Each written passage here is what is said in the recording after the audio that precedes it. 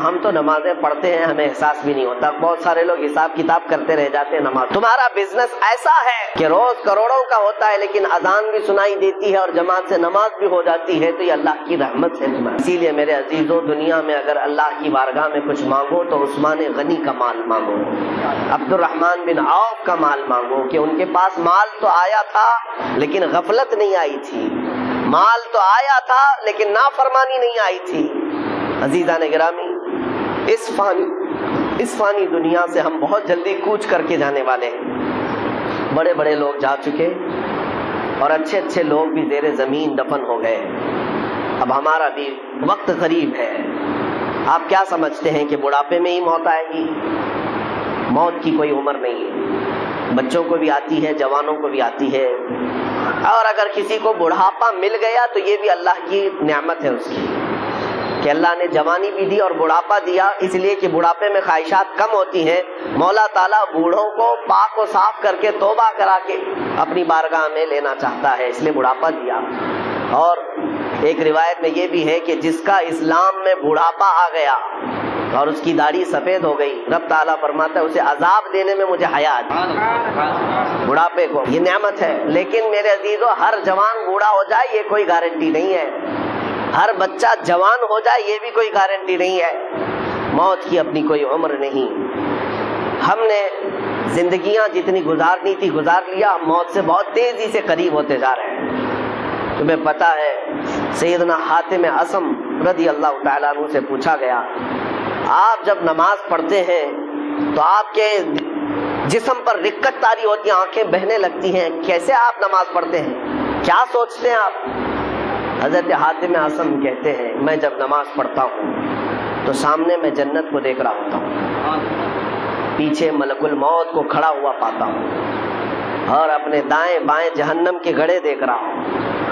اگر میں آگے کی طرف نہیں بڑھا ملک الموت تو ابھی میری گردن دبوچنے والا ہے, یا تو دائیں گروں گا یا بائیں گروں گا, اور دونوں طرف جہنم کے گڑھے ہیں.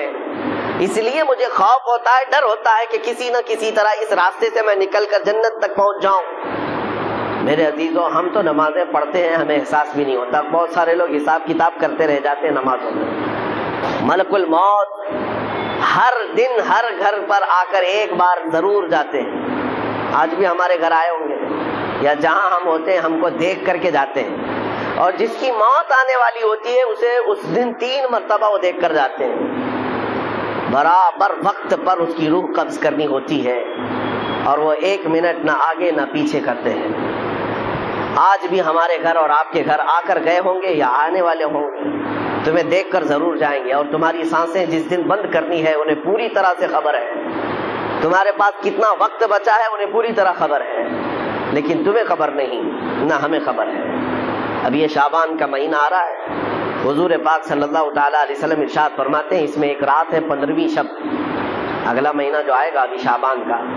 حضور فرماتے ہیں رب تبارک و تعالیٰ 15ویں شب کو سارے لوگوں کے سال بھر ہونے والے معاملات فرشتوں میں تقسیم کر رہا ہوتا ہے, ان کا رزق تقسیم کیا جا رہا ہوتا ہے کہ سال بھر اب ان کو اتنا رزق ملے گا, اتنے معاملات ہوں گے. یہاں تک کہ کئی لوگوں کی موت کا بھی اعلان ہو چکا ہوگا, لیکن حضور فرماتے ہیں انہیں خبر بھی نہیں ہوگی, وہ اپنے شادی کا پلان کر رہے ہوں گے, وہ اپنے گھر بنانے کے چکر میں مصروف ہوں گے, جبکہ ان کو 15ویں شعبان کا اعلان ہو چکا ہے کہ ان کی موت اس سال آنے والی ہے. عزیزان گرامی وقار, ہمارے پاس بہت لمیٹڈ ٹائم ہے, بہت مختصر سا وقت ہے. تو اس دنیا میں جب یہ تیزی سے گزرنے والا وقت ہے تو کر کے کیا جانا چاہیے؟ ظاہر سی بات ہے جب چھوٹا سا وقت ہے تو کچھ تو کریں. آپ سے اگر میں کہوں ملک الموت تمہارے سرانے پر آ کر کھڑا ہے اور کہتا ہے 2 منٹ ہے تیرے پاس, کیا کرنا چاہتا ہے؟ تم کیا کرنا چاہو گے؟ 2 رکعت پڑھنا چاہو گے, 1 رکوع قرآن کا پڑھنا چاہو گے, یا تسبیح لے کر سبحان اللہ پڑھ لیں, یا لا الہ الا اللہ پڑھ لیں, یا دعا کر لیں, توبہ کر لیں, استغفار کر لیں, بڑی بڑی چیزیں, یا خیرات کریں, صدقہ کریں, کیا کریں؟ 2 منٹ کا ٹائم ہے. بلکہ بزرگوں نے فرمایا اگر کسی کو یہ کہہ بھی دیا جائے کہ تیرے پاس 2 منٹ کا ٹائم ہے تو کیا کرنا چاہے کر لے, بعض بزرگوں نے لکھا ہے کہ وہ انہی معاملات کو سوچتا رہ جائے گا, 2 منٹ گزر بھی جائیں گے, کر بھی نہیں سکے گا, کیا کرے وہ پتہ بھی نہیں چل سکتا. لیکن میں آپ کو بتاتا ہوں ابھی تمہارے پاس وقت ہے، صحیح سلامت آپ بیٹھے ہوئے ہیں، آپ کی سانسیں چل رہی ہیں، آپ کے ہاتھ پیر سلامت ہیں۔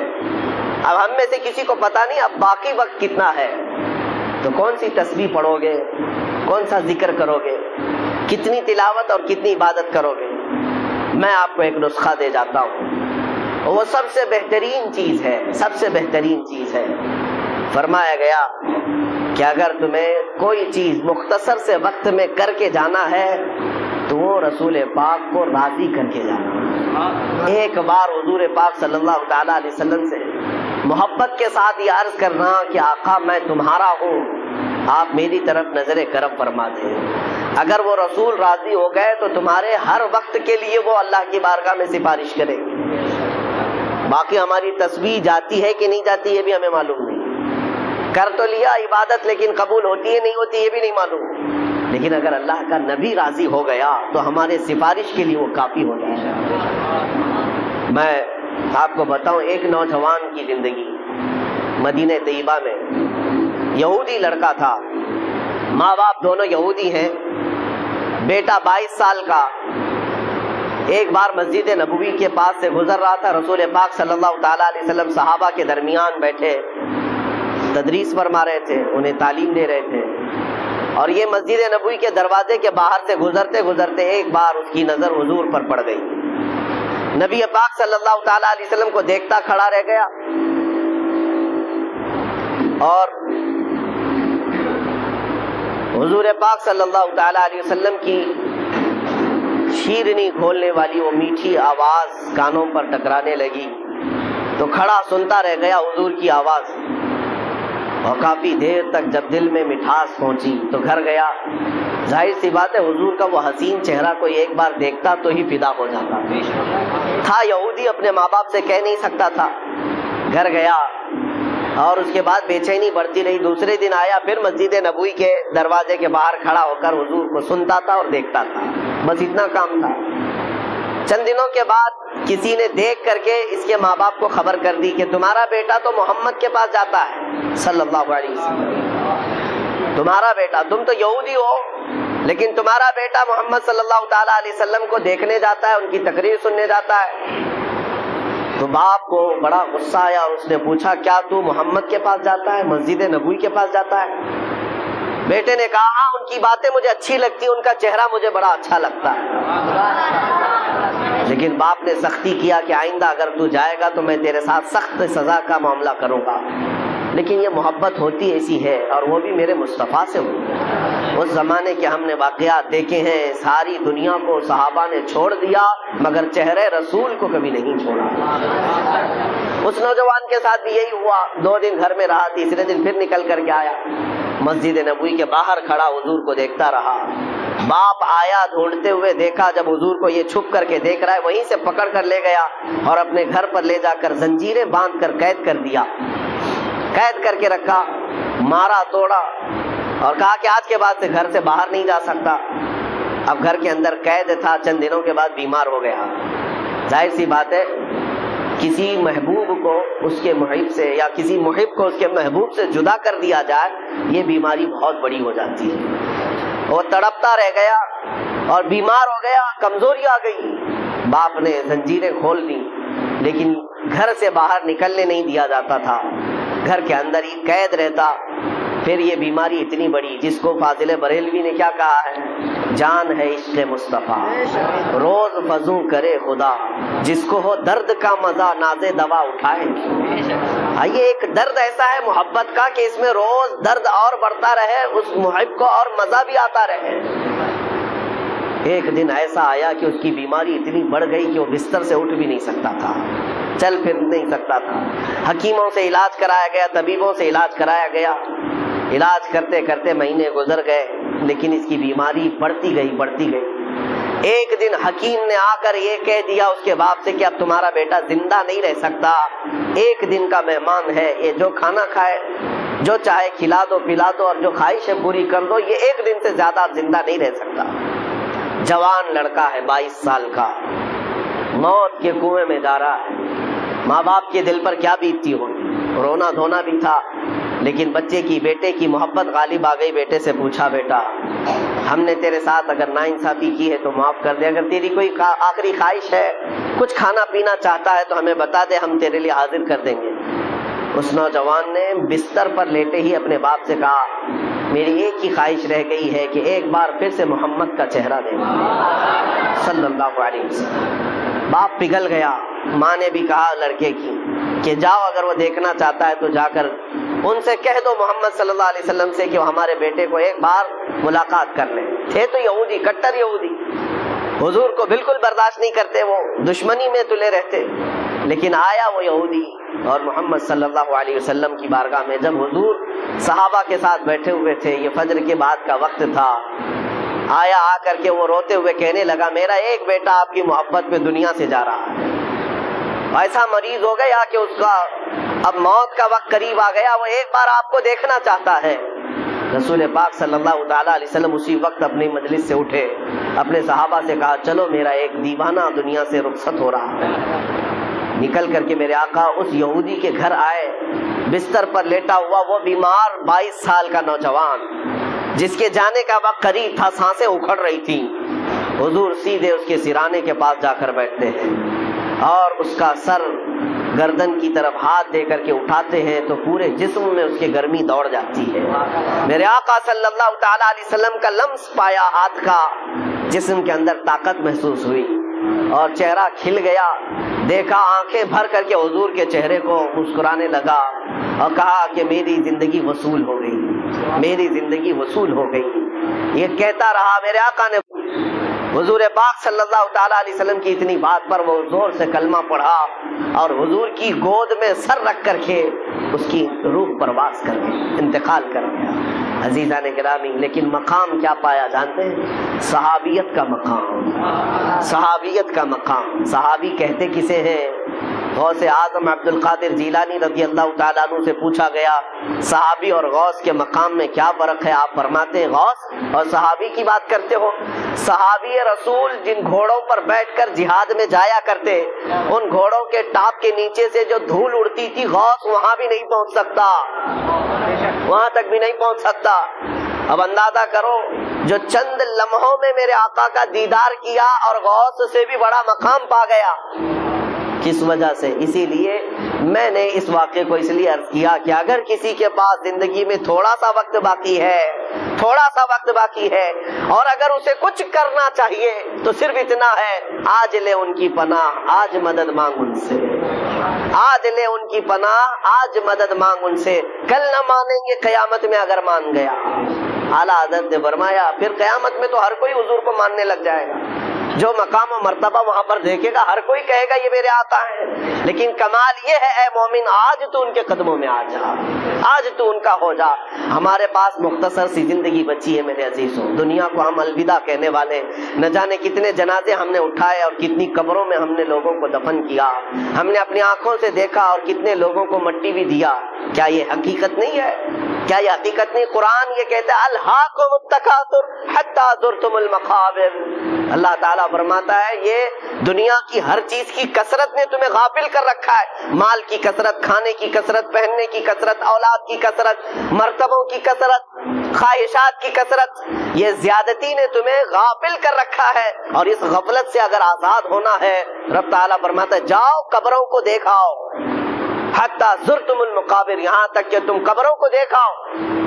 کیوں قبروں کو دیکھنے کا حکم دیا گیا؟ جا کر دیکھنا وقت کے بڑے بڑے پیسے والے وہاں پر لیٹے ہوئے ہیں، وقت کے بڑے بڑے لیڈر جو تھے وہ بھی لیٹے ہوئے ہیں، جن کی پہلوانی کے چرچے ہوا کرتے تھے وہ بھی زیر زمین دفن ہے، اور زیادہ دن تک نہ جسم سلامت ہے نہ چہرہ سلامت ہے۔ قبروں میں جانے کے بعد اکثر تو کیڑے مکوڑوں کی غذا بنا دیے جاتے ہیں۔ میرے عزیزوں ہمارے ساتھ بھی اس دنیا سے جانے کے بعد ایک نئی زندگی کا سامنا کرنا ہے۔ کبھی تم سوچتے ہو آج 10 بائی 10 کے روم میں ہمیں نیند نہیں آتی، ایک چوڑے اور لمبے پلنگ پر ہاتھ کسی سے ٹکرائے تو ہماری نیند میں خلل ہوتا ہے، لیکن جس دن ہمارے عزیز ہمیں کفن میں باندھ کر چھوٹی سی قبر میں سلا کر کے آتے ہیں، کروٹ لینے کی بھی جگہ نہیں ہوتی، نہ ہمیں تکیہ دیا جاتا ہے، نہ چادر دی جاتی ہے، نہ چٹائی بچھائی جاتی ہے، کچھ نہیں، اور ننگی زمین پر لٹا کر کے ہمیں، اور وہ بھی مٹی کا ڈھیر ڈال کر کے آ جاتے ہیں۔ کبھی احساس کیا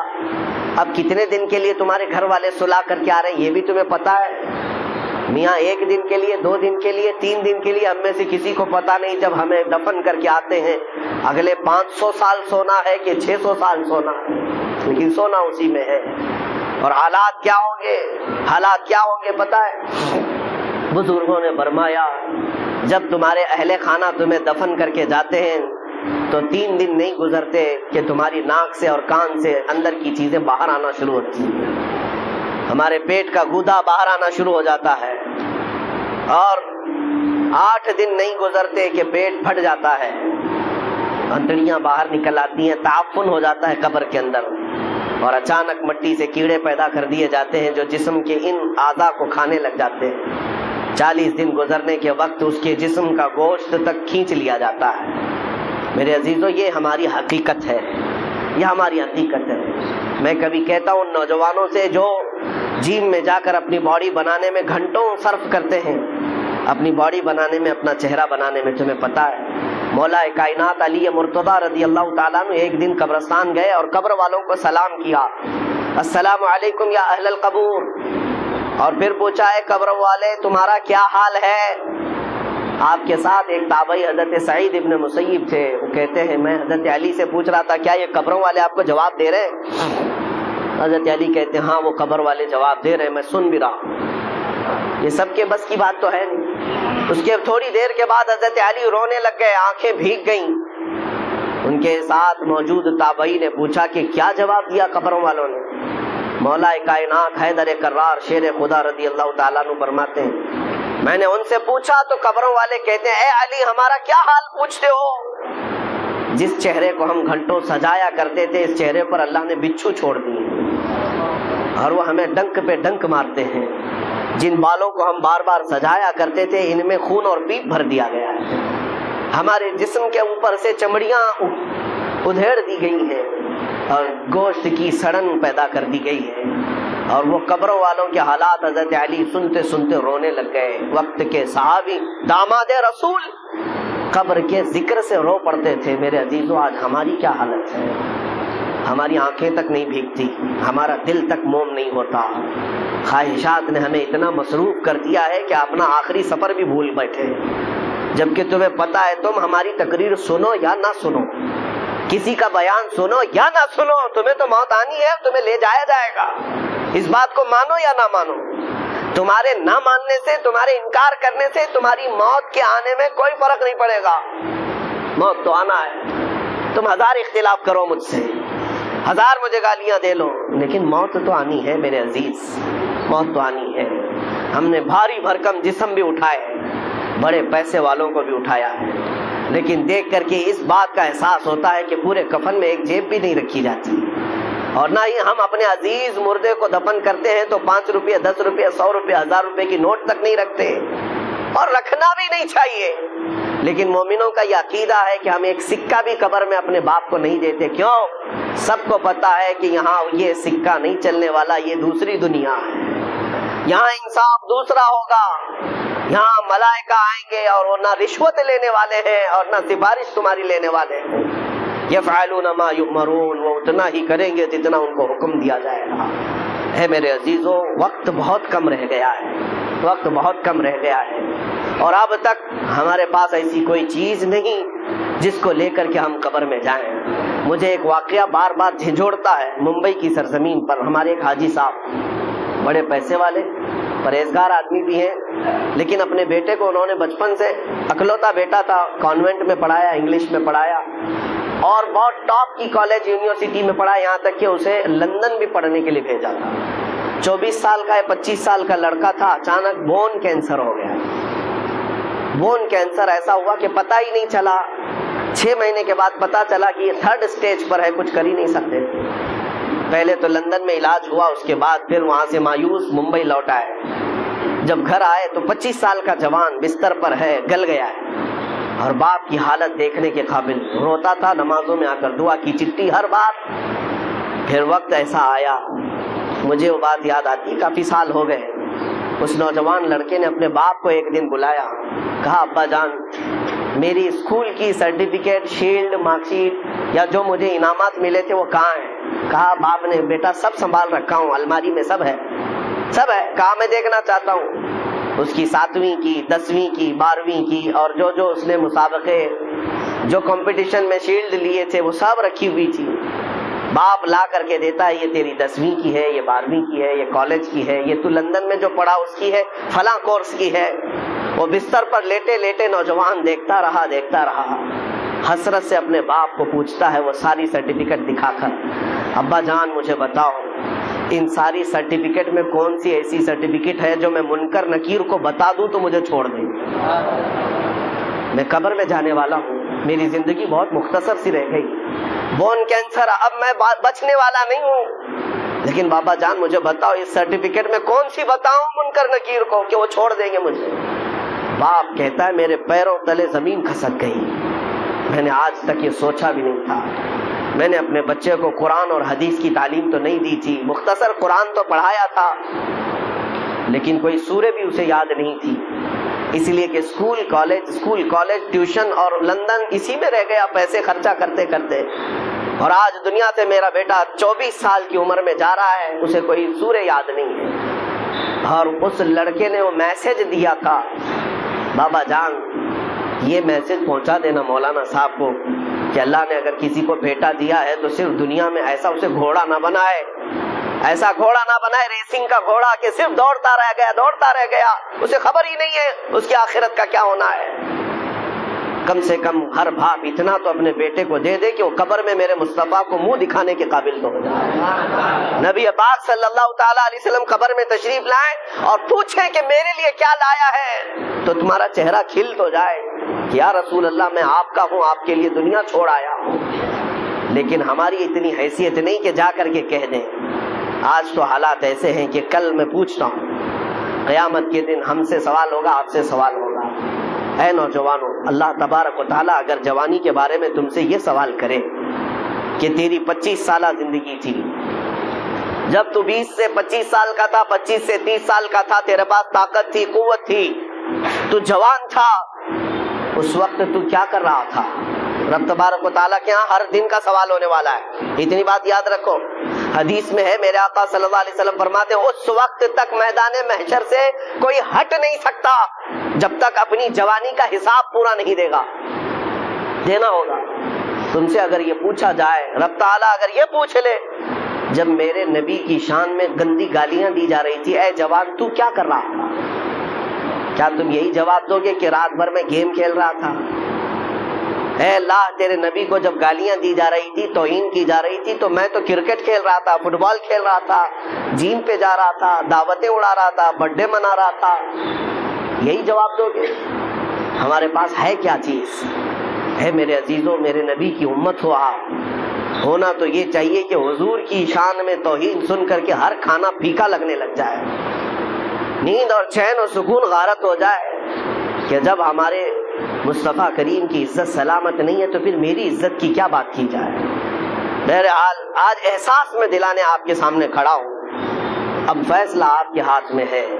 ایک چیز میں بتا کر کے رخصت ہو جاتا ہوں، جنازہ اٹھے گا اپنا، ہمارے گھر سے نکلے گا، کس میدان سے نکلے گا پتہ نہیں ہمیں، لیکن اتنی بات معلوم ہے کہ قبرستان جانے سے پہلے جنازہ یہ سب کے ساتھ ہوگا، سب کے ساتھ ہوگا۔ ابھی قبرستان پہنچا نہیں ہوتا کہ پوری قبر کے مردے کھڑے ہو جاتے ہیں۔ اگر کوئی غلط آدمی کا جنازہ آ رہا ہے، گنہگار کا آ رہا ہے، تو وہ کھڑے ہو جاتے ہیں اور کہتے ہیں اے رب ذوالجلال اسے ہمارا پڑوسی نہ بنا، اسے اس قبرستان میں داخل ہونے نہ دے، اس لیے کہ آج وہ آئے گا، دفن ہوگا، اس پر تیرا عذاب ہوگا جس کی وجہ سے ہم سب کا چین اڑ جائے گا۔ مردے کھڑے ہو کر کے پناہ مانگتے ہیں اللہ کی بارگاہ میں کہ ایسا منحوس شخص اس قبرستان میں نہ آنے پائے۔ لیکن ایک موت ایسی بھی ہے کہ میرے مصطفیٰ کو راضی کر کے دنیا سے گیا، خواہشات کو ٹھوکر مار کر کے گیا، اپنی نمازیں سجدے اور ذکر و اذکار لے کر کے گیا، تب بھی قبرستان کے مردے کھڑے ہوتے ہیں اور عرض کرتے مولا جو جنازہ آ رہا ہے اسے ہماری قبر کے بغل میں دفن ہونے کی اجازت ہے، اس لیے کہ آج سے تو اس پر اپنی رحمت کے دروازے کھولے گا، ان بارشوں کی چھینٹیں ہماری قبروں پر بھی پڑیں گی۔ فیصلہ تمہارے ہاتھ میں ہے، کس جنازے میں لیٹ کر جانا چاہتے ہو؟ फैसला तुम्हारे हाथ में है कि लोग तुम्हारा इस्तेकबाल करें या तुमसे पनाह मांगे। और इतनी बात नहीं, इस मस्जिद में आज नमाज पढ़ने आए हो, सजदा करके जाओगे। पता है आपको, ये भी रिवायत में मिलता है कि जिस दिन तुम्हारा इंतकाल होगा, मस्जिद का वो टुकड़ा तुम्हारी जुदाई में रोने लग जाएगा। जहां तुम सजदा करते थे, अल्लाह की बारगाह में रोता है कि मौला, क्या वो बंदा चला गया जिसके सजदों से मुझे सुकून था?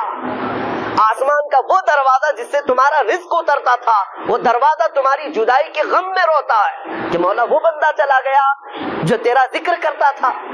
लेकिन एक बात ये भी याद रखो, जिन्होंने गुनाहों से इस जमीन को लाल कर दिया है, अपनी नाफरमानी से धब्बे बिठा दिए हैं जमीन पर, कभी नशा के जरिए से, कभी जिना के जरिए से, कभी चोरी के जरिए से, अपनी ख्वाहिशात से इस जमीन को रंगीला कर दिया। जिस दिन उसकी मौत होने वाली है, जमीन के वो सारे हिस्से अल्लाह की बारगाह में कहते, मौला तेरा शुक्र है, इस बोझ को तूने हमसे दूर कर दिया, इस बोझ को तूने हमसे हटा लिया, तेरा शुक्र है। यहाँ तक कि जमीन फिर पुकार कर कहती है, मौला उसे तू मेरे सीने में दे दे, मैं उसके सारे गुरूर को ऐसा तोड़ूंगी कि एक रात में उसे याद आ जाए। कब्र जब दबाती है, मेरे आका फरमाते हैं, इन्ना वग़्ततल क़ब्रि हक़्क़ुन, हुजूर फरमाते हैं कब्र का झटका देना हक है, किसी से नहीं छोड़ेगी और तुम्हें बताएगी कि तुम जिस तरह से अकड़ कर चलते थे, तुम्हारी असल हकीकत क्या है। ऐ मेरे अजीजों, आखिरत को याद करो, अपने आखिरी सफर को याद करो, और इसी में तुम इस्लाह भी पाओगे। बड़ी बड़ी तकरीरें सुन लेना, हो सकता है असर ना हो। मेरे आका ने फरमाया, दो चीजें मैं तुम्हारे दरमियान नसीहत करने वाली छोड़ जा रहा हूँ, अगर ये दो चीजों से नहीं सुधर सके तो फिर तीसरी कोई चीज सुधार भी नहीं पाएगी। वो दो चीजें क्या है? मेरे आका फरमाते हैं, कुरान तुम्हारे दरमियान नसीहत करता रहेगा, और एक मौत तुम्हें समझाती रहेगी, तुम्हारे अजीजों की मौत, तुम्हारे रिश्तेदारों की मौत, तुम्हारे दोस्तों की मौत, तुम्हारे माँ बाप भाई बहनों की मौत तुम्हें बार बार समझाती रहेगी, हम जा रहे हैं, पीछे तुझे भी आना है, जितनी जल्दी हो सके तौबा कर ले। अजीज़ान गिराम वक़ार, आखिरी मेरी ये बात है, मौलाना रोम एक बात फरमाते हैं, एक आदमी ने तोता पाल रखा था, तोता पाला था, और वो तोते को उसने ला इलाहा इल्लल्लाह सिखाया था। कुछ तोते बोलने वाले भी होते हैं ना, बोलने वाला तोता था, उसको ला इलाहा इल्लल्लाह सिखाया था। वो तोता बड़ी साफ अंदाज में ला इलाहा इल्लल्लाह, ला इलाहा इल्लल्लाह दिन भर कहता रहता था। एक दिन पिंजरे से बाहर निकला तोता, घर में एक बड़ा बिल्ला आया और बिल्ले ने झपटा मारा, उसकी गर्दन को पकड़ लिया, और जैसे ही झपटा मारा तोता टाई टाई टाई टाई करने लग गया। दम जदन में बिल्ले ने उसको फाड़ कर रख दिया, मर भी गया तोता। अब पाला हुआ तोता था, मर गया, टाई टाई टाई टाई करता गया। अब वो तोते का मालिक देख करके हैरत में आ गया। एक तो तोते के मरने का गम था, लेकिन उससे ज्यादा उसकी हिचकियां बुलंद हो गई। लोग आए कहने लगे, एक तोते की मौत पर इतना क्या गम करता है, दूसरा तोता पाल ले, उसे सिखा दे, फिर वो बोलेगा। उसने कहा, तोते की मौत और तोते का पालना ये अहम बात नहीं, तवज्जो चाहता हूँ। वो कहता है, मैंने इसको ला इलाहा इल्लल्लाह सिखाया था, बोलता तो था ला इलाहा इल्लल्लाह, लेकिन जब बिल्ले ने पंजा मारा इस पर, तो उस वक्त मैंने देखा तोता अपनी असली आवाज निकालने लगा, टाई टाई टाई टाई। काश जिस वक्त तोते को बिल्ले ने पकड़ा था, उस वक्त वो ला इलाहा इल्लल्लाह बोल रहा होता, जब वो खत्म ही हो चुका था। अब वो शख्स कहता है, मुझे इस तोते की मौत को देखकर डर आने लग गया। हम तो जिंदगी भर कहते हैं, लेकिन मलकुल मौत जिस वक्त पंजा मारे रूह निकालने के लिए, कहीं ऐसा ना हो कि ला इलाहा इल्लल्लाह भूल कर कोई और आवाज निकलने लग जाए। ये होता भी है, होता भी है। कई लोगों की जुबान से कुफरिया जुमले निकल जाते हैं, कई लोगों से गंदी गालियां निकल जाती हैं मौत के वक्त, फरिश्ते को देखते ही। इसीलिए उनकी मौत बुरे अंजाम के साथ होती है। अल्लाह तबारक व तआला अच्छी मौत अता फरमाए।